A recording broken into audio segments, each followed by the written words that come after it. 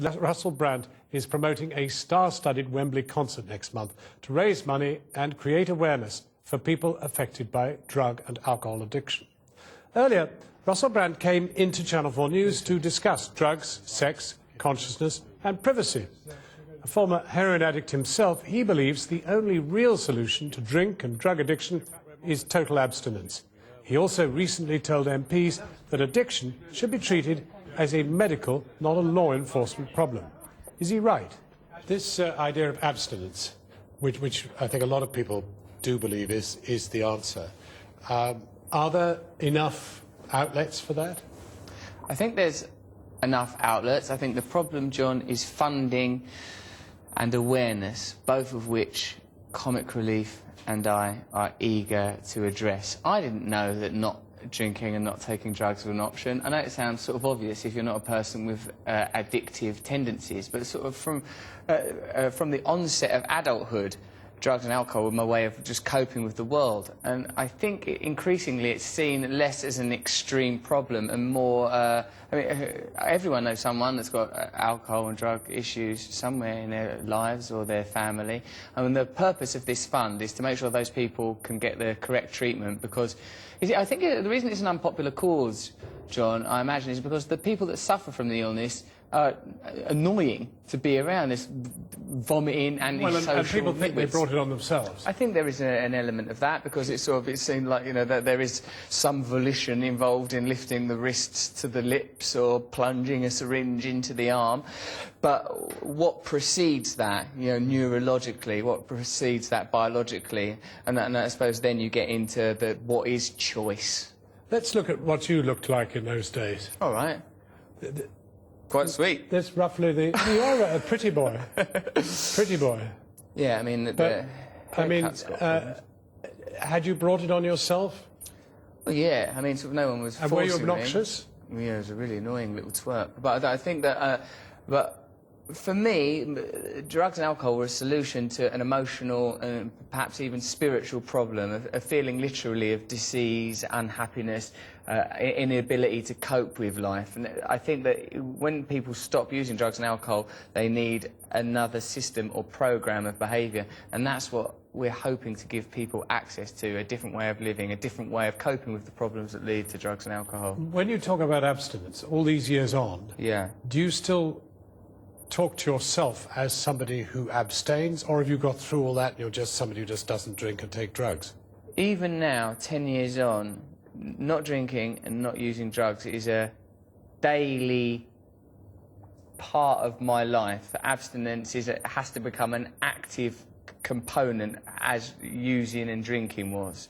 So yeah, I still have even in the negative, I still have a relationship with drugs and alcohol. It's still something that I consider. I still need the company and fellowship of other drug addicts and alcoholics. I still need that support, and I still need to give that support. That's where, like, there's a kind of, I don't know, there's sort of the altruistic element of abstinence is an important one. That's what I think. That's what the reason I got involved in this, John, was because when Amy Winehouse died, it was sort of such a predictable and obvious tragedy, and like everyone saw it coming, and I knew her, and I saw it coming, and it was regrettable, not just because of its sadness, not just because she was so talented, but because I think it was preventable. I think if she'd had access to the right information, if she'd had the right kind of support, that death could have been prevented. And I thought, like, well, it's a little late for all that now. So it made me wonder what positive action I could take. Had I not had access to abstinence-based recovery 10 years ago, I think, you know, I was told when I went into treatment that if I didn't stop taking drugs immediately, within 6 months I'd be dead, in prison or in a lunatic asylum. And I think that there's so many people on the precipice of these terrible decisions. Let's take you to Wembley, where your concert's going to be, your awareness-raising concert for Give It Up. What proportion of the people in the crowd do you think are still under the influence? Well, what substantial percentage, 70%. I mean, like, young people... So 70% of the people who will be listening to your concert will be there possibly needing to give it up.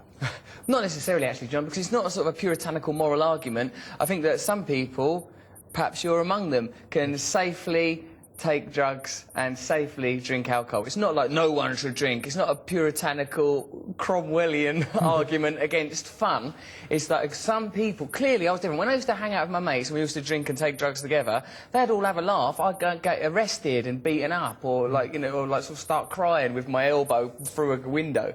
You know, I'd break the window, not just putting it out of a window. That's relatively harmless. So I'm saying that some people have a tendency which needs to be arrested. Some people oughtn't take drugs or drink. Now, you said a lot of this to the select committee of MPs. How do you think your message went down? Do you think anyone was listening?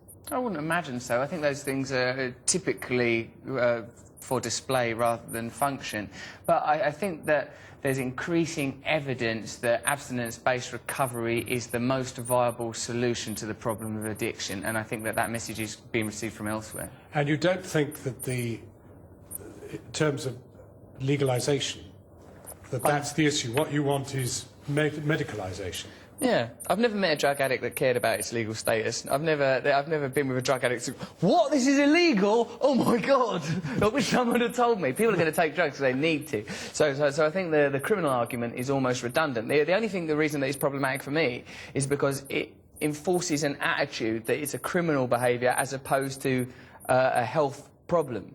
So I think it's a psychological health-based issue, and if the criminal status would amend that attitude, then I'd be all for decriminalisation. It seems still to be a very hard lesson to teach, because, for example, we had the Chief of the Metropolitan Police this week saying companies should test everybody who comes to work. I think it's very easy to vilify drug addicts and alcoholics, John, because, as we said, they're annoying people to be around, and it seems like there's an element of volition. But I think if you don't, if you address it in your personal experience, if you think about sort of like when you've got a son or a mother or a sister that's got an addiction issue, it's clear that there's not a choice involved. The way that they're behaving, it's sort of very, very sad. And I think that this is an area where we need compassion and tolerance, not just because that's the human thing to do, but because that will help us to reach an appropriate solution. Compassion and tolerance is not how the media treated you in those days, and possibly doesn't even treat you that way these days.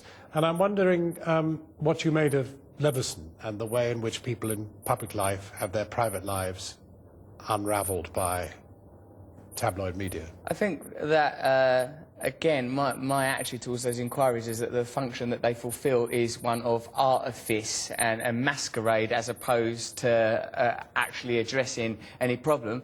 I think that it's deeper than the media. I think that we don't like to... Did you think of giving evidence to Leveson? No one asked me, so no. But like, for me, these are institutionalised attitudes. You work in the media, John, so you know what it's about. People don't... The reason, I think it's because of a commercial corporate mentality. If you can only sell newspapers by stimulating people's baser primal motives, their sexuality, their prurience, their jealousy, their lust, then it's going to inform an attitude. So, like, you know, so I think that that's from the top down. People behave in a way that's indicative of those attitudes. What about yoga? Well, what that's all about, John, is, as you know, that consciousness is an amorphous and expanding entity. I think that we allow our consciousness to be prohibited by our senses, prescribed by our senses, living in the realm of these 5 apertures into our reality. But reality is limitless. Space is infinite. Time eternal. Through yoga, one can temporarily break the bonds that chain us to the mundane, the mondial, that which is of the earth, and we can temporarily, at least, receive a taste of the infinite.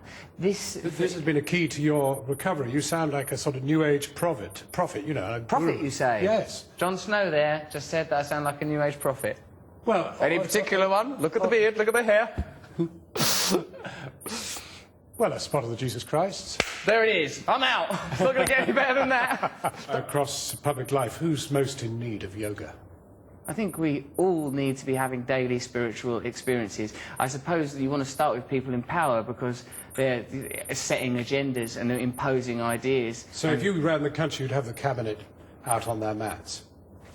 There would be mandatory meditation, necessary elevation, yoga daily. But it's not like some sort of Orwellian imposition. It'll be access to the infinite. Well, what would you say to those who said the solution is God? That's spiritual, isn't it? Yeah, that is. It depends how they mean that word. As long as it's not some doctrinaire, cosh, bashing enlightenment out of people, as long as it's access to love. You know, when they analyse the semantics consistently through mythology and theology of words like love, God, they find that the common theme, John, is union, that we just want to be connected to something higher. That can be another person, that could be God, that could be a relationship with nature, it could even be a relationship with West Ham United. I think the important thing is to have as the central tenet of your being love, compassion and tolerance. Everyone knows that. Russell Brand, thank you very much for talking to me. Oh, I love talking to you. Russell Brand, a man who looks like Jesus, talking to Jon Snow, a man who looks like God.